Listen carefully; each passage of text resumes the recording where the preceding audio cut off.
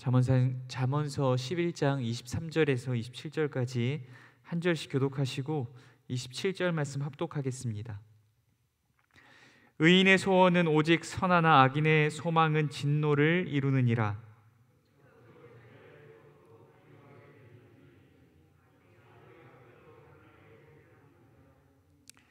구제를 좋아하는 자는 풍족하여질 것이요 남을 윤택하게 하는 자는 자기도 윤택하여지리라.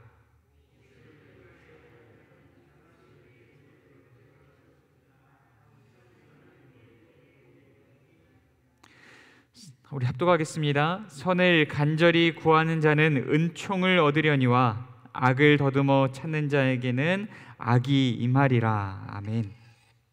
잠시 기도하겠습니다. 사랑과 은혜가 많으신 하나님 아버지, 이 아침에도 우리를 깨우시고 주 앞에 나와 예배하게 하여 주시니 감사합니다. 우리가 예배할 때에 우리의 온 마음과 정성과 뜻과 힘과 생명을 주 앞에 부어드리는 시간 되게 하시고, 주께서 우리의 예배를 기뻐 흠양하여 주시며 하늘 문을 여시고 넘치는 은혜와 평강과 위로와 축복을 우리에게 부어주시는 귀하고 복된 시간 되게 하여 주시옵소서. 이 시간도 솔로몬을 통하여 주신 잠언의 말씀 나누고자 합니다.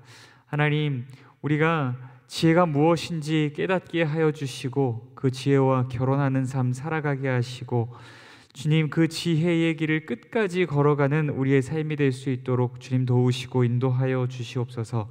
함께 하시기 소원합니다. 거룩하신 예수님 이름으로 기도드립니다. 아멘. 오늘 말씀 여호와를 경외하는 자의 복이라는 주제로 함께 나누고자 합니다. 오늘 본문에서도 역시 솔로몬은 여호와를 경외함에 대하여서 이야기하고 있습니다. 여호와를 경외하는 자들이 세상 가운데에서 그들의 삶의 자리에서 어떻게 구체적으로 살아가야 하는지에 대하여서 말씀을 나누고 있습니다. 또한 이것은 단순히 하나님의 백성들이 하나님 말씀에 어떻게 순종하는지만 다루고 있는 것이 아니라 그들이 어둠뿐인 세상 가운데 하나님의 말씀에 순종함으로 어떻게 여호와의 경외함의 빛을 어둠인 세상 가운데 비추면서 살아갈 것인가의 문제를 다루고 있는 것입니다.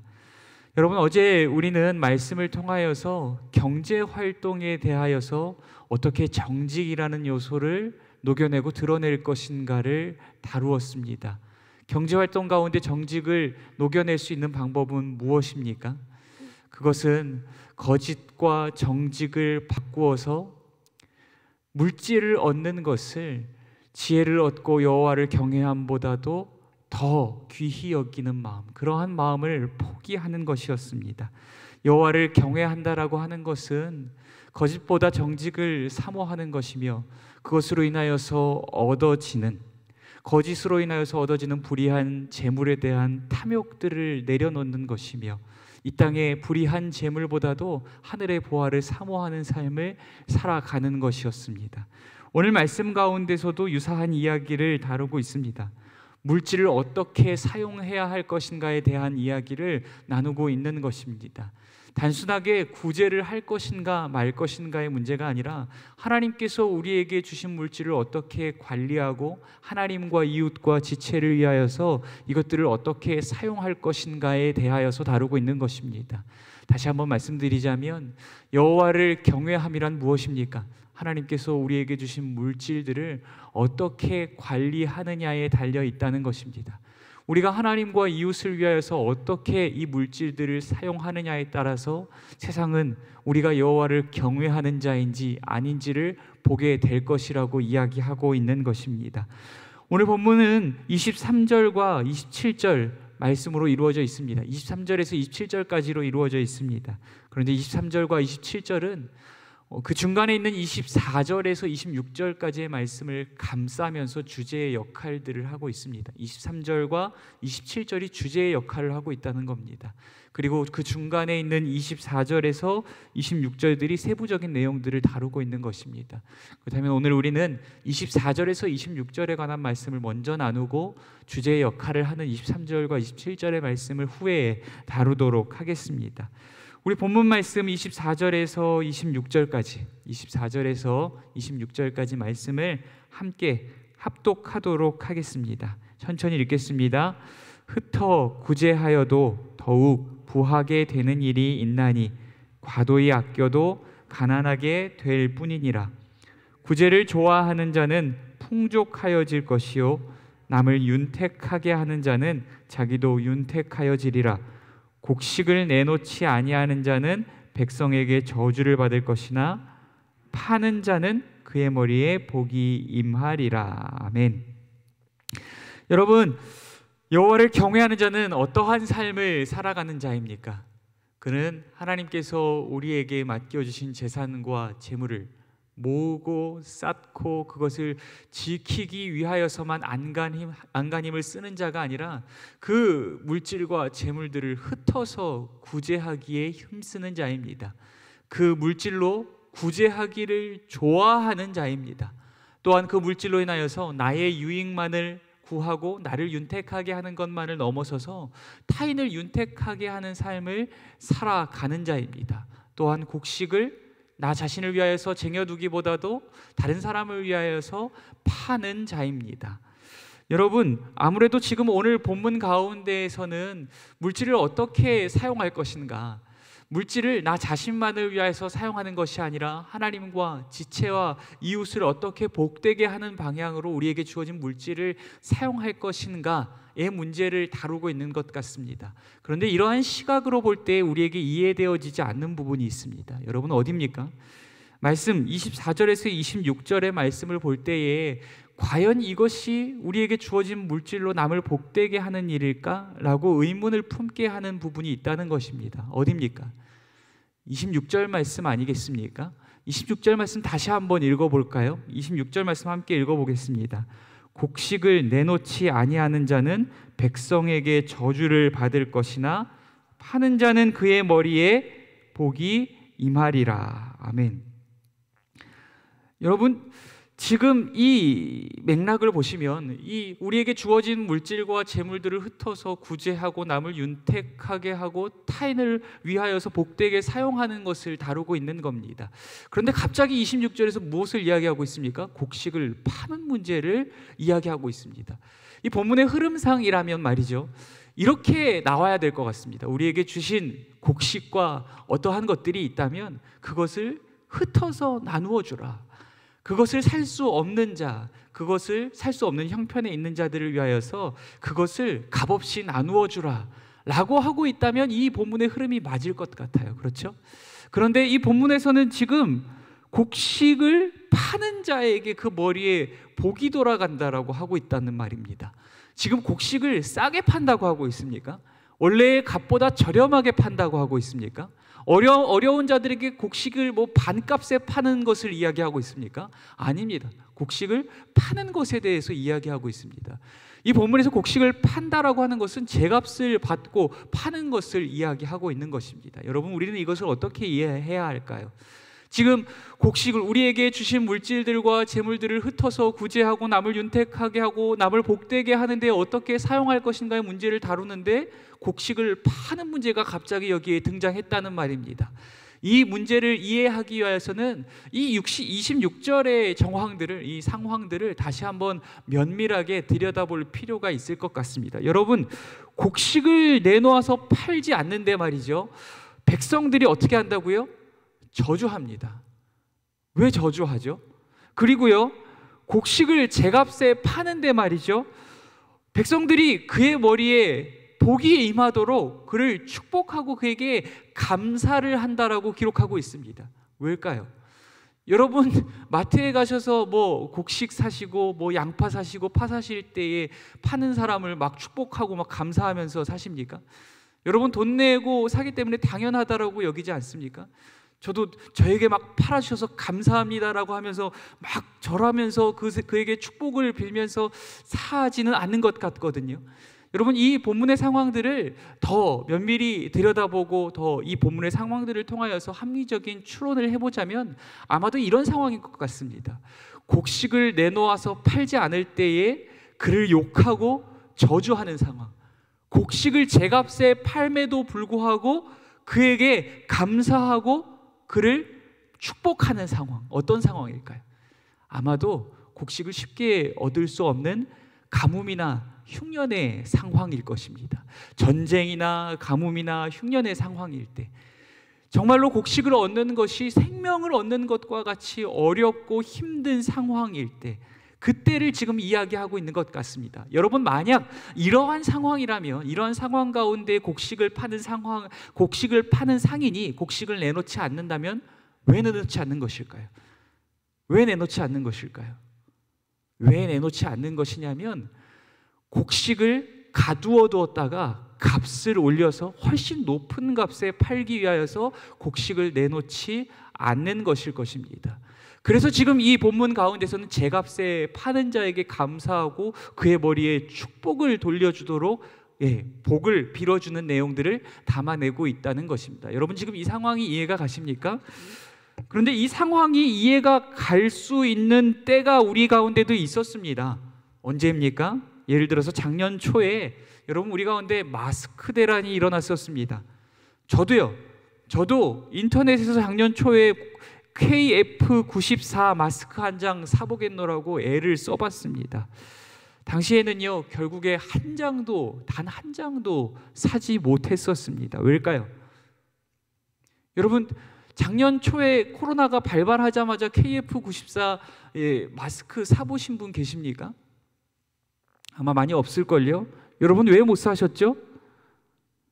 우리가 마스크를 자유로이 살 수 없었던 이유는요, 그 국민들이 어려운 때를 자기의 배를 불리기 위한 기회로 삼은 자들이 있었기 때문입니다. 마스크의 재고를 감춰두거나 사재기에서 쌓아두고 암암리에 두세 배의 가격을 받고 파는 자들이 있었습니다. 타국의 수배의 가격을 받고 판매하는 자들이 있었기 때문입니다. 여러분, 이러한 상황들을 비추어 보면 이 본문의 상황들이 더 이해가 되는 것입니다. 가뭄의 상황, 흉년의 상황, 전쟁의 상황 가운데에 어려운 국민들, 어려운 이웃들, 어려운 지체들을 돌아보므로 제값에 파는 것만 해도 축복을 받을 만한 일이라는 것입니다.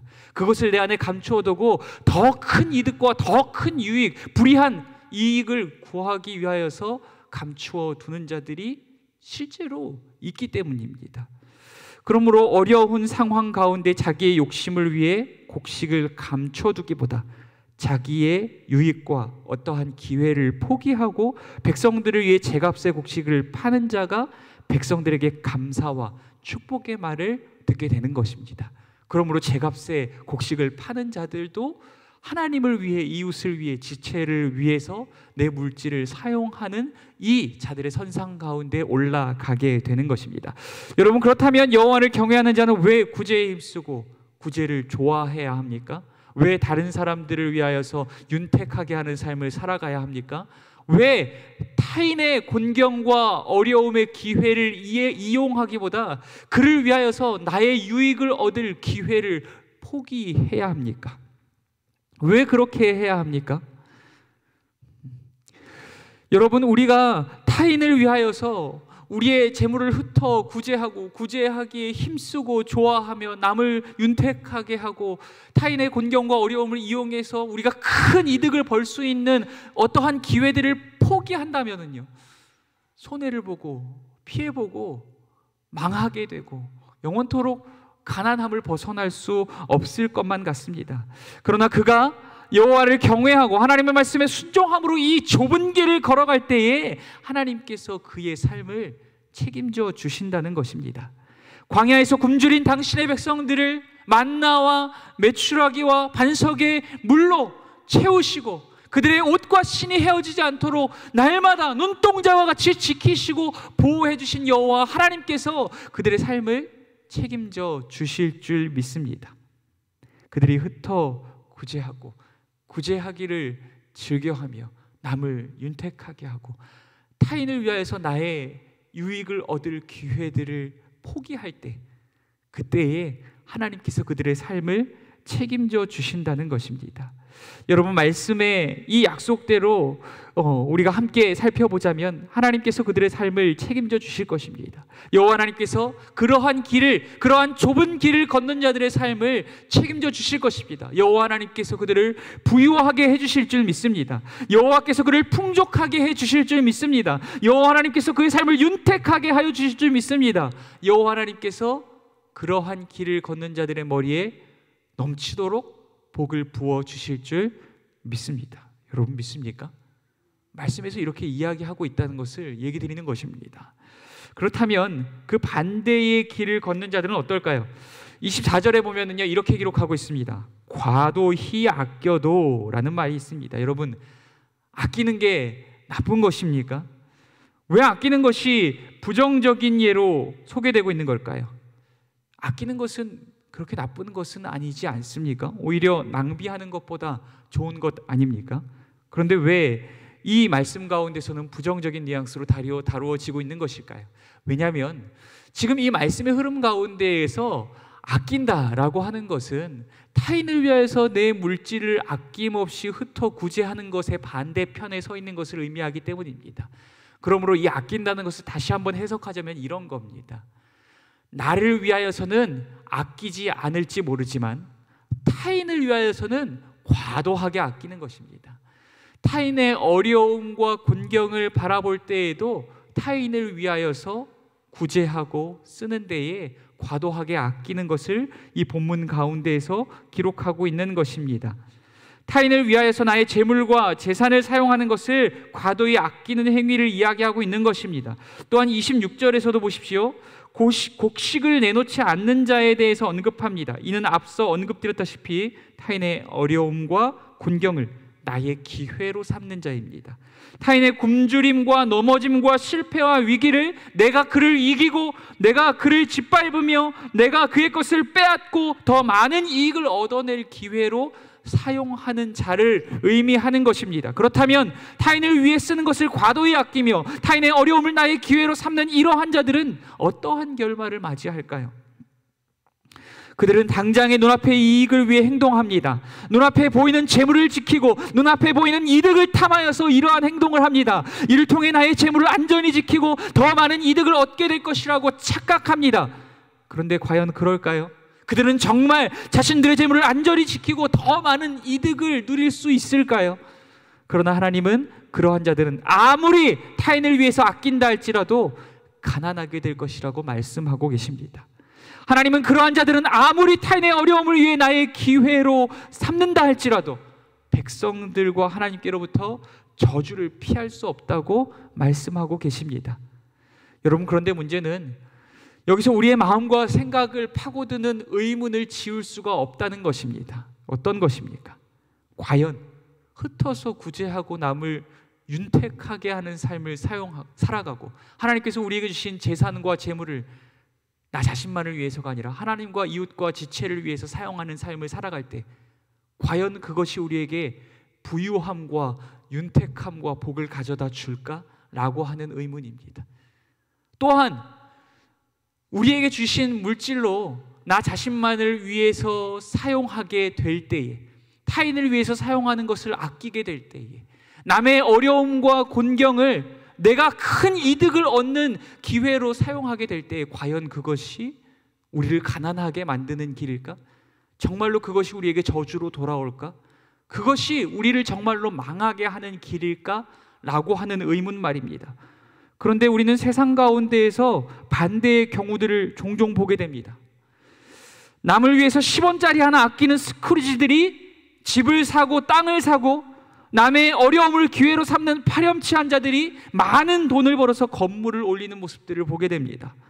그러나 우리가 믿음으로 살아보겠노라고 말씀에 따랐음에도 도리어 가난해지고, 말씀을 따랐음에도 도리어 오해와 누명을 쓰고, 말씀을 따랐음에도 도리어 손가락질 당하며 저주의 말들을 듣게 되는 경우들을 종종 보고 또한 경험하게 된다는 것입니다. 여러분, 우리는 이러한 문제들을 어떻게 이해해야 할까요?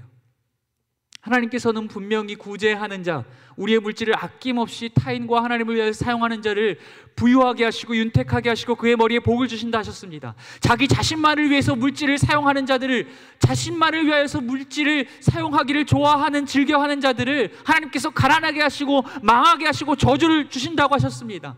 그럼에도 불구하고 그들이 오히려 잘 되는 모습들을 우리는 어떻게 이해해야 할까요?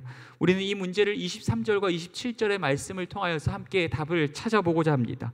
우리 본문 23절에서 27절 말씀 함께 23절과 27절 말씀을 제가 읽도록 하겠습니다. 23절과 27절입니다. 의인의 소원은 오직 선하나 악인의 소망은 진노를 이루느니라. 선을 간절히 구하는 자는 은총을 얻으려니와 악을 더듬어 찾는 자에게는 악이 임하리라. 아멘. 지금 이 본문 가운데서 이야기하고 있는 것이 무엇입니까?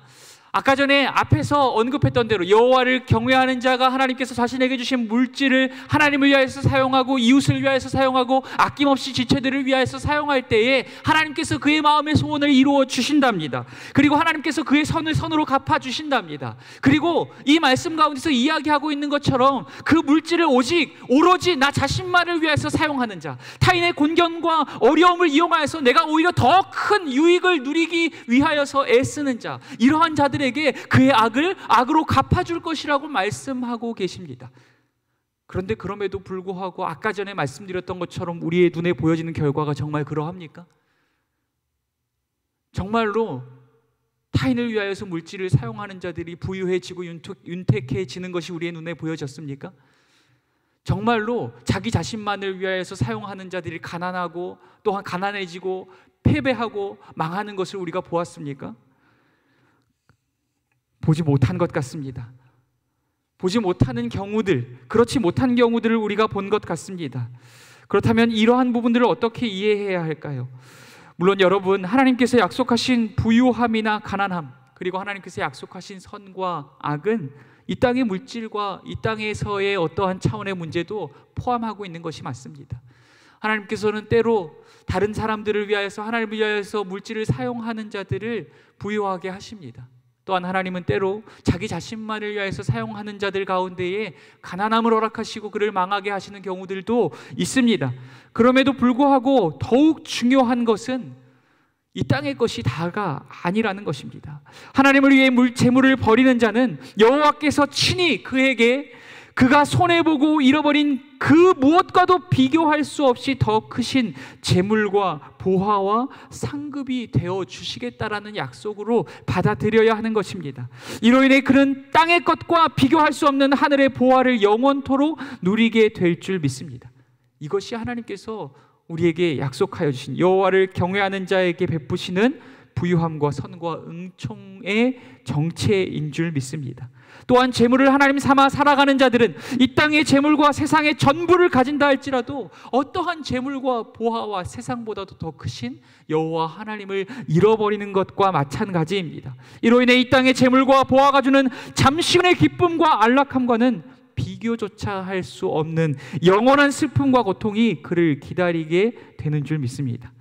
이것이 하나님께서 여호와를 경외하지 않는 자들에게 내리시는 가난함과 악의 정체인 줄 믿습니다. 그러므로 여호와를 경외하는 자는 재물을 하나님 삼아 섬기기보다 하나님을 나의 재물 삼아, 하나님을 나의 보화 삼아 우리에게 맡기신 것들로 하나님을 위하여서, 이웃을 위하여서, 지체를 위하여서 아낌없이 사용할 수 있는 저와 여러분이 될 수 있기를 간절히 소원합니다.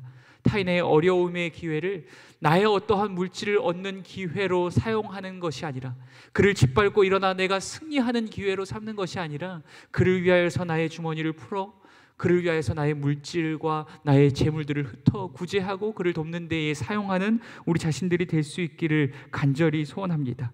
이 땅에 눈에 보이는 불의한 재물보다도 하늘의 보화를 쌓는 마음으로 하나님께서 우리에게 주실 것들로 하나님과 이웃과 지체를 위해 아낌없이 기꺼이 기쁨으로 감사함으로 사용할 때에 하나님께서 이 땅에서 우리가 손해보고 피해보는 것들과 비교할 수 없는 영원한 하늘의 보화를 우리에게 예비하여 주실 줄 믿습니다. 우리가 이렇게 살아갈 때에, 우리가 인생의 길에서, 우리가 삶의 여정에서 이렇게 살아갈 때에 세상이 우리를 통하여서 여호와를 경외함의 빛을 발견하게 될 줄 믿습니다. 오늘 말씀 묵상하시면서 하나님께서 우리에게 허락하여 주신 것들이 많은데, 하나님 이것들로 우리 자신만을 위해서 사용하기보다 이웃과 지체를 위하여서 그들을 복되게 하는 데에 사용하게 하여 주시옵소서. 이를 통하여서 여호와를 경외함의 빛이 나를 통하여 내가 속한 모든 공동체와 관계 가운데 비춰지는 삶을 살아가게 하여 주옵소서. 이것들 놓고 함께 기도할 수 있도록 하겠습니다. 우리 또 몇 가지 기도 제목 나눌 때 우리 이선민 형제를 위하여서 함께 기도해 주시고, 우리 정명광 선교사님의 어머님을 위해서 함께 기도해 주시고, 김수정 권사님을 위해서 기도해 주시고, 우리 이외에도 또 많은 많은 지체분들을 위하여서, 어려운 상황 가운데 있는 지체분들을 위하여서 또 함께 기도할 수 있도록 하겠습니다. 또한 가정과 교회와 나라 민족을 위해서도 함께 마음을 합심하여 기도할 수 있도록 하겠습니다. 기도하겠습니다. 사랑과 은혜가 많으신